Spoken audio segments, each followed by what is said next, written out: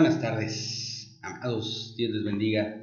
Qué gusto recibirles esta tarde una vez más con nuestro memorial de Semana Santa que hemos estado compartiendo día tras día durante todo lo que va de la semana. Esta semana en la que recordamos los acontecimientos gloriosos en los cuales está basada, fundamentada nuestra fe, la muerte y la resurrección de nuestro Señor Jesucristo. El día de hoy, como cada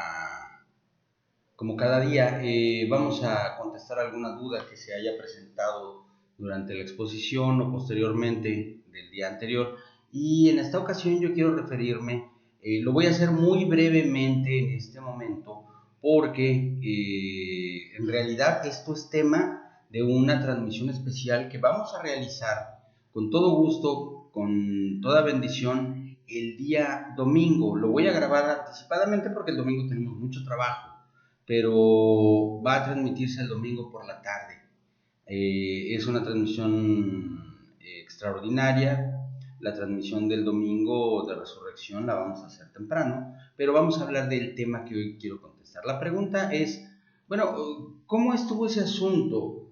Me preguntaban a mí de que el Señor Jesucristo haya estado 3 días en la tumba, como que por mucho que le quieras apretar de viernes a domingo no aplican los 3 días. Tienen toda la razón. Mire, déjeme decirle qué va a pasar.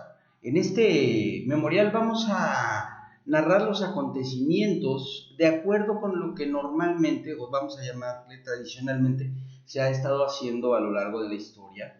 Y le voy a narrar hoy ciertos acontecimientos y mañana otros. El sábado seguimos platicando y el domingo vamos a terminar con una gloriosa remembranza del hecho maravilloso de la resurrección del Señor Jesucristo. Todo esto, sin embargo, tiene una cronología diferente. Es cierto, hay un poquito de confusión en relación con el asunto de cuándo fue. Algunos eruditos, gente muy preparada, dice que fue el miércoles en realidad, cuando el Señor Jesús fue crucificado. Otros dicen que fue el jueves. La tradición dice que fue el viernes se conmemora, pero hay razones bíblicas que nos llevan a tener un tiempo preciso para esta cronología. Y sí, efectivamente, la cronología tradicional que nos lleva a rememorar la cena del Señor en un día como hoy, un día jueves, y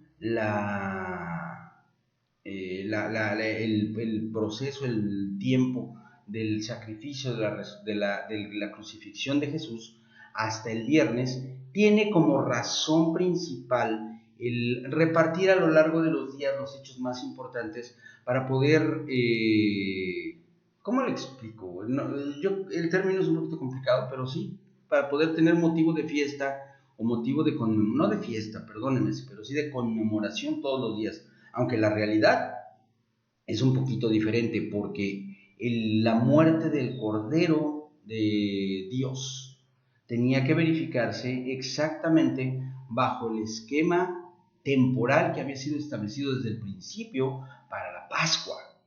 Así que aguántenme con el final de esta pregunta. Lo vamos a ver el domingo por la tarde. Va a ser un estudio muy interesante en el que vamos a plantear desde un punto de vista bíblico y desde un punto de vista cronológico el acontecer.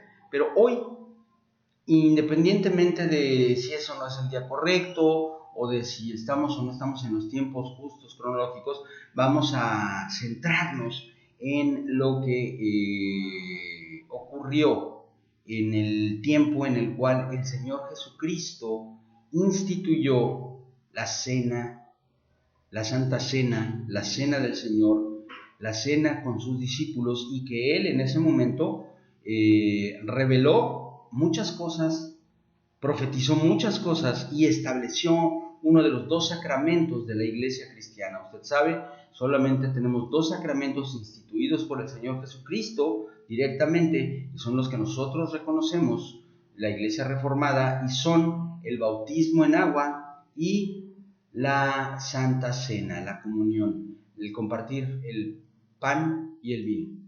Vamos a leer estos acontecimientos que sucedieron inmediatamente después de todo lo que habíamos nosotros hablado ayer, o estas cosas ocurrieron después de que Judas hubiese ofrecido entregar a Jesús y de que nuestro Señor hubiese reposado allá en Betania y hubiera finalmente terminado todo su tiempo de preparación ya para entrar en la administración profunda de la pasión, del sufrimiento por el cual usted y yo hoy tenemos vida abundante. Déjeme leerle el texto que se encuentra en el Evangelio de Lucas, capítulo 22, verso 7 y de ahí en adelante. Dice así la palabra: Llegó el día de los panes sin levadura, en el cual era necesario sacrificar el cordero de la Pascua. Y Jesús envió a Pedro y a Juan diciendo: Id, preparadnos la Pascua para que comamos. Ellos le dijeron: ¿Dónde quieres que la preparemos? Él les dijo: He aquí, al entrar en la ciudad, os saldrá al encuentro un hombre que lleva un cántaro de agua. Seguidle hasta la casa donde entrare, y decid al padre de familia de esta casa: El maestro te dice, ¿dónde está el aposento donde he de comer la Pascua con mis discípulos? Entonces él os mostrará un gran aposento alto, ya dispuesto. Preparad allí. Fueron pues, y hallaron como les había dicho, y prepararon la Pascua. Cuando era la hora, se sentó a la mesa con él y con él los apóstoles. Y les dijo: cuánto he deseado comer con vosotros esta Pascua antes de que padezca. Porque os digo que no la comeré más hasta que se cumpla en el reino de Dios. Y habiendo tomado la copa, dio gracias y dijo: tomad esto y repartidlo entre vosotros, porque os digo que no beberé más del fruto de la vid hasta que el reino de Dios venga. Y tomó el pan y dio gracias y lo partió y les dio diciendo: esto es mi cuerpo que por vosotros es dado, haced esto en memoria de mí. De igual manera, después que hubo cenado, tomó la copa diciendo: esta copa es el nuevo pacto en mi sangre que por vosotros se derrama. Vamos a dejar hasta ahí la narración y ahorita vamos adelante para poder detallar las cuestiones que fueron sucediéndose minuto a minuto durante este tiempo glorioso, extraño, en el cual sucedieron muchas cosas muy especiales. En primer lugar, nosotros nos encontramos con el hecho de que el Señor Jesús envió a sus discípulos a preparar la Pascua. Esto es algo que todos los judíos, realizaban sin faltar el día 14 de Abib. El día 14 de Abib, el día del mes especialmente señalado desde el libro de Levítico para la realización del sacrificio y la consumición del Cordero Pascual en recuerdo de la liberación del pueblo de Israel. Así pues, llegó, dice el verso 7 de Lucas 22, llegó el día de los panes sin levadura, en el cual era necesario sacrificar el Cordero de la Pascua.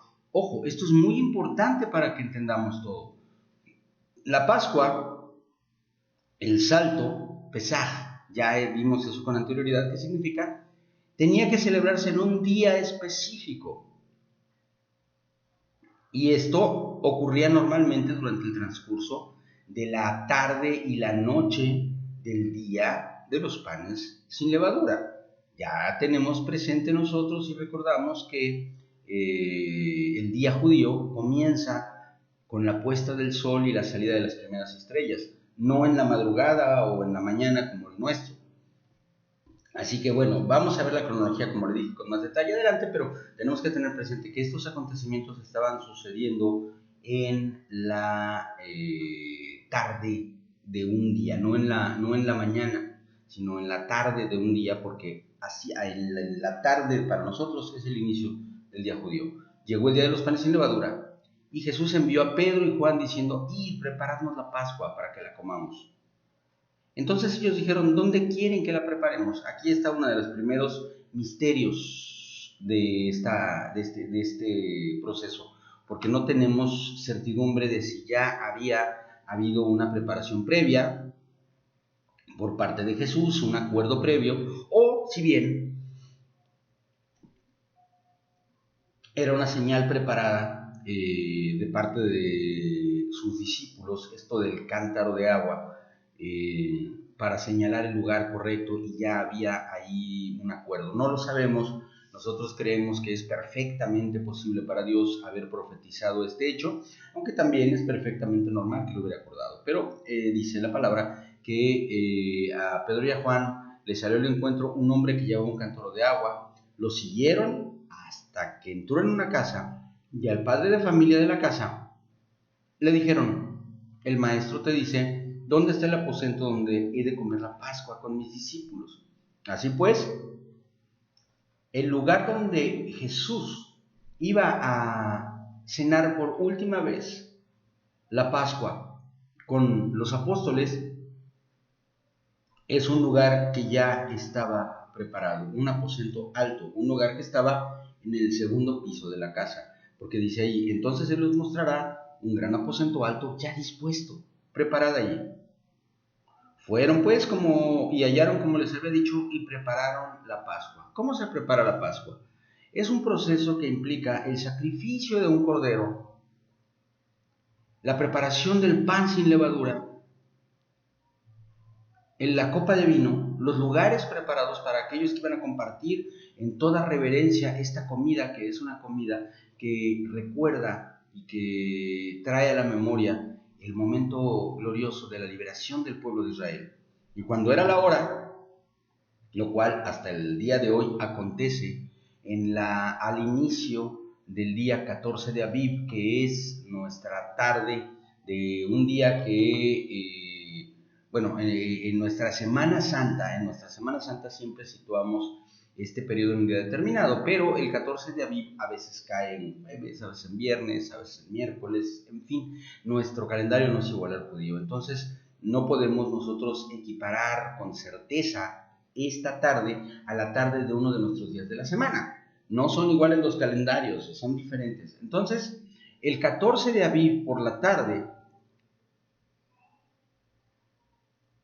a la hora, es decir, cuando ya habían despuntado en el cielo las dos primeras estrellas y había sonado el cuerno de Jerusalén, se sentó a la mesa y con él los apóstoles. El Señor, al principio de la cena, al principio de esa reunión, les dijo, ¿cuánto he deseado comer con vosotros esta Pascua antes de que padezca?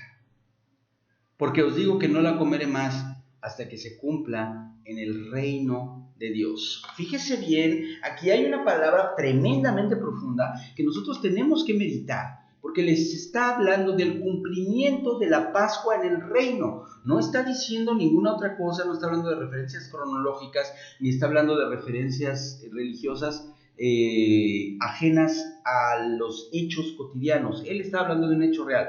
No voy a volver a comer esta Pascua hasta que se cumpla en el reino de Dios, que se cumpla la Pascua. ¿Qué es la Pascua? El sacrificio del Cordero. Ese Cordero que marca el dintel de las puertas para que el ángel de la muerte pase de largo sobre su pueblo. El Señor Jesús en ese momento estaba hablando de su propia muerte, de su propio sacrificio y de su posición como el Cordero de Dios. Habiendo tomado la copa, dio gracias y les dijo, tomad esto y repartidlo entre vosotros, porque os digo que no beberé más del fruto de la vid hasta que el reino de Dios venga. Esto es muy interesante porque el Señor Jesucristo les dio el vino, se los repartió, lo puso en su mesa y luego dice que tomó el pan, dio gracias y lo partió y les dio diciendo, esto es mi cuerpo que por vosotros es dado, haced esto en memoria de mí. Aquí hay un detalle interesante, dice que el Señor partió el pan y les dio. El vino es algo que fue repartido por los mismos discípulos al principio, pero el pan Él se los dio. Y luego dice la palabra que después de que hubo cenado, es decir, después de que fue cumplido fielmente, porque dice la palabra de Dios que el Señor Jesucristo cumplió hasta la última tilde, hasta el último punto, la ley, después de que hubo tomado la Pascua, es decir, de que hubo cenado su porción del Cordero, tomó la copa, ya habiendo sido repartida, y les dijo: esta copa es el nuevo pacto en mi sangre que por vosotros se derrama. Yo quiero que usted se adentre conmigo en la magnitud de la afirmación que el Señor está haciendo cuando Él dice: esta copa es el nuevo pacto en mi sangre. ¿De qué pacto estaba hablando entonces Jesús cuando dice nuevo pacto al referirse al antiguo? Bueno, pues estaba hablando del pacto que estaba sellado por la sangre del Cordero, cuya muerte significaba para el pueblo la cobertura temporal de su pecado por un día más. Pero, ojo, tenemos que tener presente algo. El Cordero que había sido inmolado año tras año para recordar la Pascua, no es el mismo que el Cordero que ha sido inmolado en el altar y derramada su sangre, porque esto era un ritual que se llevaba a cabo el día de la Pascua y se hacía durante el día. Es muy importante que lo considere, porque muchas veces nos revolvemos, hay muchos sacrificios y muchas entregas, hay palominos, hay corderos, hay bueyes, etcétera, etcétera, que se sacrifican, pero el Cordero de Dios, el Cordero que he entregado a Dios, ese se sacrificaba en el altar y era sacrificado por el sumo sacerdote. Téngalo presente. No estamos hablando del Cordero de la Pascua. Esa Pascua, la última Pascua material, fue un Cordero literal. Más adelante, el Señor habla del pacto. Y este pacto es uno que sobrepasa dando por cumplido el antiguo pacto, el pacto de la ley, en el cual el Señor decía: yo te doy mis preceptos, mis 613 preceptos, y si los cumples todos, eres salvo de todo pecado, de toda maldad, porque has vivido rectamente conforme al corazón de Dios. Pero si transgredes uno solo de estos mandamientos, entonces te haces culpable de toda la ley. El pacto de la ley era un pacto que fue demostrado a lo largo de la historia del pueblo de Israel que era imposible de cumplir por ningún ser humano. El apóstol Pablo nos dice que la ley fue un ayo, fue un maestro, fue un instructor que nos mostró nuestra incapacidad para poder nosotros llegar a dar el nivel que Dios espera de cada ser humano para poder entrar al cielo por sus propios méritos. Nadie pudo. Por lo tanto, este pacto ha sido cumplido por Jesús, no invalidado, no borrado, no destruido, sino cumplido y por lo tanto sobrepasado al ser Él quien en cumplimiento de ese pacto muere en la cruz del Calvario y su sangre se derrama para que usted y yo tengamos vida abundante, porque el nuevo pacto es: cree en el Señor Jesucristo y serás salvo tú y toda tu casa. Cree en el Señor Jesucristo y habrás sobrepasado la ley, porque estás entonces en estado de gracia, un estado de excepción en el cual no ha sido borrada tu deuda, ha sido pagada por otro, pagada por Cristo Jesús. Este es el nuevo pacto. El vino de la Santa Cena simboliza la sangre de Cristo, y la sangre de Cristo es el pacto por el cual usted y yo tenemos vida. Así pues, al instituir la cena del Señor, al instituir la Santa Cena, Jesucristo estaba mostrando y estableciendo un recordatorio, un memorial que no va jamás a ser removido. algo que marcó para siempre a la humanidad, porque el cordero que se sacrificaba año tras año para cubrir los pecados del pueblo, no bastaba. Un cordero no tenía la estatura, el nivel o la validez legal que pudiera borrar los pecados del pueblo, porque un cordero no era semejante a un hombre, solamente los cubría temporalmente. Sin embargo, Jesús muere en la cruz del Calvario, siendo un hombre como usted y como yo, un ser humano, como cualquier hombre o mujer que somos, y en esa muerte, entonces sí, está siendo sustituida su persona y la mía por la de Jesús para pagar por nuestros pecados, mientras que nosotros hemos tomado el lugar de Jesús para recibir la vida abundante que Él se merecía por la vida perfecta que vivió en la tierra. Así, en un día como hoy, en un día que van ya a ser más o menos con una precisión aproximada, estamos hablando de faltan unos 7 años aproximadamente para que se cumplan los 2000, porque sabemos que la cuenta que nosotros tenemos inicia con el nacimiento de Jesús, aunque hay un desfase de entre 4 y 5 años respecto a nuestro calendario actual, pero la muerte de Jesús se dio 33 años después de su nacimiento, más o menos, así que todavía no llegan 2000 años de la muerte de Cristo, faltan unos 7 todavía. Pero lo importante, amados hermanos, es que el Señor entregó su vida por usted y por mí, y la profetizó y estableció la Santa Cena, la Cena del Señor, que vamos a tomar este domingo con toda reverencia y con todo amor, proclamando la muerte de Cristo en la cruz como el milagro de amor más grande que ha habido. Lo hizo el Señor para que nosotros tuviéramos vida abundante. Ahí, un poco más adelante, en los versos 21 y 22, el Señor habla de la traición de Judas. Es triste, es un hecho lamentable y que sin embargo era necesario. Dice, mas he aquí la mano del que me entrega está conmigo a la mesa. A la verdad, el Hijo del Hombre va según lo que está determinado, pero hay de aquel por quien es entregado.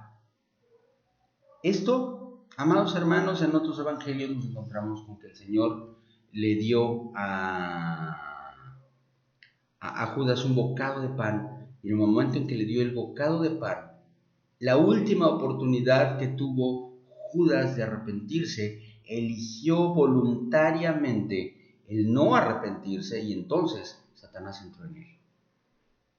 Lo dice la Escritura. Y una vez que quedaron solos los discípulos, nosotros nos encontramos con algunos hechos muy interesantes todos. Vamos a repasarlos. El primero de ellos es la disputa que hubo entre los discípulos con respecto a quién es el mayor entre ellos. Le voy a decir cómo estuvo esto. Fue una situación bien compleja porque ellos discutían en relación con que quién iba a ser el mayor, cuál de los discípulos iba a enseñorearse por encima de los otros y demás, y el Señor Jesucristo les habla, y vamos en esta ocasión a dirigirnos al Evangelio de Mateo, capítulo 26, acompáñenme, Mateo 26, y vamos a ver de qué forma el Señor hace un señalamiento que rompe profundamente el esquema de los discípulos de una manera muy fuerte.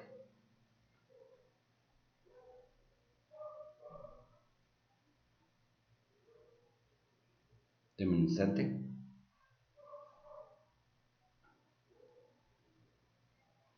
Perdón, acompáñenme al Evangelio de Juan. Vamos a ver esto en Juan capítulo 13. Juan capítulo 13 dice así.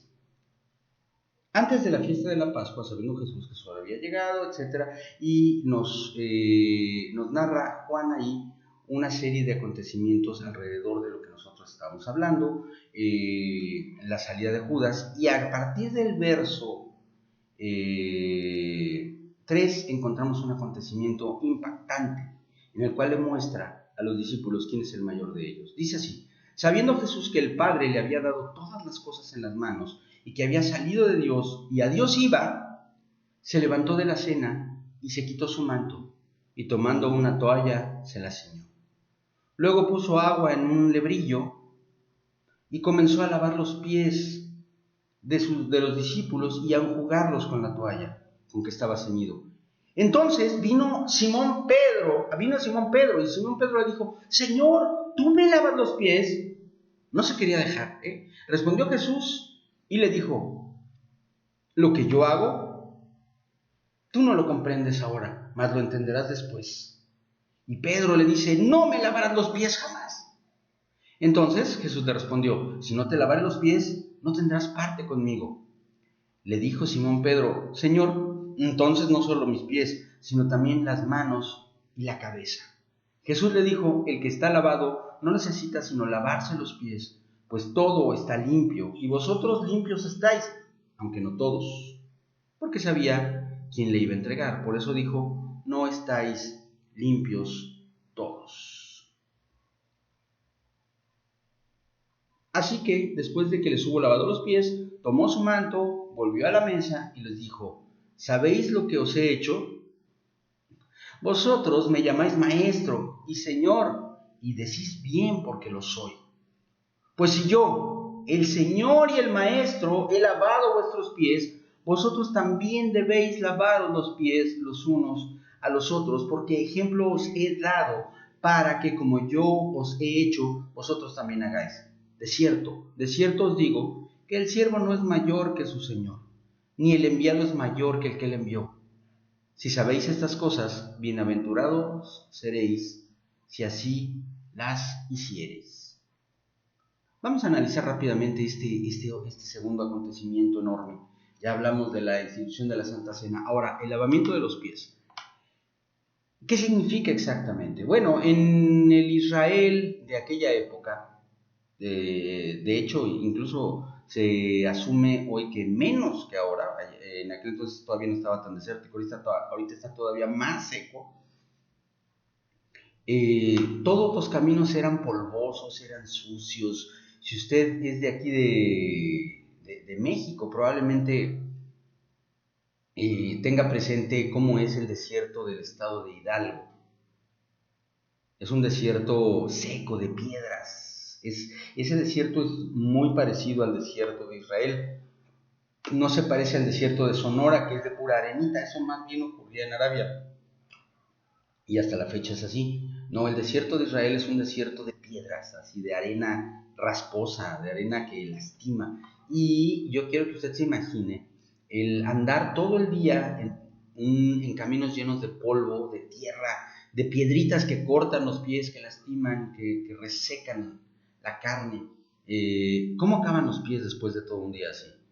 Acaban muy maltratados. Bueno, pues en Israel existía la costumbre de ofrecer el lavamiento de pies a las personas que eran recibidas en un hogar. El lavamiento de pies era un acto que se hacía porque era muy necesario, porque los pies de los andantes estaban muy sucios y muy lastimados, pero se consideraba un acto degradante lavar los pies. Por lo tanto, quienes ejercían esta función en los hogares eran regularmente los siervos del más bajo nivel. Los esclavos que estaban en el más bajo de los niveles de la cadena alimenticia eran los que les tocaba lavarle los pies a las personas que llegaban. Y el Señor Jesús, que dice, usted lo leyó conmigo, dice claramente: yo soy maestro y Señor, y yo les lavo los pies. Es una enseñanza profunda y yo quiero que usted la tome. No estaba el Señor Jesucristo enseñándonos literalmente a que nos siguiéramos lavando los pies unos a otros. Hoy en día, en el siglo XXI, en tiempos de zapatos, de tenis, de pies bien cuidados, con pedicura y de calcetines suavecitos, el lavado de pies no es indispensable para que estemos cómodos. Pero ¿qué cosas sí lo son? El servir un plato a la mesa, el ayudar con las cargas. No sé, se me ocurren mil formas de servir a mi prójimo, mil formas de serle útil a aquel que yo amo y sobre todo, dice el Señor, a aquellos de quienes nosotros tenemos la responsabilidad. El Señor Jesucristo no vino a servir, sino a ser servido, sino a servir. Y así, cada uno de nosotros es llamado a servir a aquellos de quienes se considere mayor. El padre a los hijos y a la esposa. El patrón a sus empleados. El dueño a los trabajadores. Y sí, yo sé que usted está empezando a pensar que no le parece muy propio ir y lavarle los pies a sus empleados. Tal vez no les pueda lavar los pies, pero sí puede llevarlos a su casa, ofrecerles un plato de comida, el mejor sillón en su oficina cuando lleguen a platicar con usted, servir a su esposa, decirle no te levantes, yo sirvo la cena, servir a sus hijos y que ellos aprendan de usted como nosotros aprendemos de Jesús, que el servicio es lo que hace grande al hombre, no el ser servido, sino el servir. Una enseñanza tremenda, profunda, que hasta hoy forma parte del tesoro de la iglesia, o sea, de usted y de mí. Es uno de los grandes tesoros que Dios nos dio. El tesoro de saber que servir es la forma de crecer. Servir es la forma de ser mayores. En un día como hoy, entonces, el Señor nos da, antes de terminar el día, ya sabe usted que posteriormente Judas salió y etcétera, el Señor les dijo a los discípulos claramente después de que Judas se fue, ahora es glorificado el Hijo del Hombre, Dios es glorificado en él. Si Dios es glorificado en él, Dios también le glorificará en sí mismo y enseguida le glorificará. En este momento nosotros estamos viendo el fin de la kenosis, el fin del despojo voluntario que el Hijo Eterno hizo de sí mismo, dejando de lado su gloria divina, dejando de lado todo lo que Él es como Dios, para entregar nuevamente su gloria a los hombres como Dios Todopoderoso, como el León de Judá. Aún estaré con vosotros un poco, me buscaréis, como dije a los judíos. Pero como dije a los judíos, así os digo ahora a vosotros, a donde voy, vosotros no podéis ir. Un nuevo mandamiento os doy, que os améis unos a otros, como yo os he amado, que os améis también unos a otros. Y este es el centro de la enseñanza de hoy. En esto conocerán todos que sois mis discípulos, si tuviereis amor los unos con los otros. En esto conocerán todos que sois mis discípulos, si tuviereis amor los unos con los otros. La marca del cristiano es el amor. La marca del Hijo de Dios es el amor. La marca del Hijo de Dios no es la religiosidad, ni la Biblia, ni tampoco el que vayas a una iglesia. La marca de Dios no es que cantes bonitas alabanzas o que guardes a como de lugar el domingo y las fiestas. La marca del Hijo de Dios es que nos amemos los unos a los otros, que amemos a nuestros enemigos, que amemos a los que nos aborrecen, que seamos un ejemplo de amor. Y el amor es procurar todo lo imposible para la persona amada, sin esperar recibir nada a cambio. Posteriormente, el Señor le anunció a Pedro que le negaría, un hecho que vamos a ver más adelante. El Señor abrió la puerta y dijo tantas cosas en relación con lo que Él estaba estableciendo. Prometió al Espíritu Santo, habló de las moradas celestiales. Todo eso es tema de sermones completos. No podemos verlo todo en este pequeño memorial, pero todo esto es algo muy, muy hermoso. Y lo vamos a ver en su momento y lo vamos a estudiar en su tiempo. Ya veremos cómo vamos a andar. Y sobre todo, y por encima de todo, entendemos con esto que el Señor, ahí, en ese último momento, en ese último tiempo de discipulado, le reveló a los discípulos todas aquellas cosas que ellos necesitaban para empezar a caminar como iglesia. Lo que somos, iglesia. El Señor Jesús oró por sus discípulos, levantó los ojos al cielo y les dijo: Padre, la hora ha llegado, glorifica a tu Hijo, para que también tu Hijo te glorifique a ti, como le has dado potestad sobre toda carne, para que dé vida eterna a todos los que le diste. Y esta es la vida eterna, que te conozcan a ti, el único Dios verdadero, y a Jesucristo, a quien has enviado. El nombre de Cristo es exaltado de una forma tremenda. Vamos el día de mañana a repasar los acontecimientos finales que ocurrieron a partir del momento en el que nuestro Señor Jesucristo salió del aposento alto y comenzó a caminar hacia el sacrificio, hacia la cruz, hacia la muerte. Numerosos hechos, detalles pequeños que vamos a ver con calma, que vamos a ver con detenimiento, porque ese es el momento en el que usted y yo fuimos comprados y lavados por la sangre de Cristo. Siempre lo decimos, ahora vamos a entenderlo en el nombre de Jesús. Por hoy yo quiero dejarle, como los discípulos, en oración, en un tiempo de vela, en un tiempo en el cual ellos no sabían la necesidad que Jesús tenía de que oraran con Él, y se durmieron. No nos durmamos hoy, yo no estoy hablando de que no duerma literalmente, lo que le digo es que no pierda la atención de los acontecimientos que estamos por seguir narrando, porque son la razón de su vida y de la mía, de nuestra vida eterna, y ahora también la razón de nuestra vida en esta tierra. Que Dios le bendiga, que Dios le guarde, dedique tiempo a esta meditación, lea los evangelios, busque las respuestas profundas a esto, y acuérdese que mañana nos vemos a las 5 de la tarde, porque vamos a rememorar el supremo sacrificio de Cristo. Vamos a rememorar el momento tremendo, las circunstancias abrumadoras del pago de nuestra vida. Que la paz de Dios sea con usted, con toda su casa. Que el Señor le bendiga. Paz de Dios.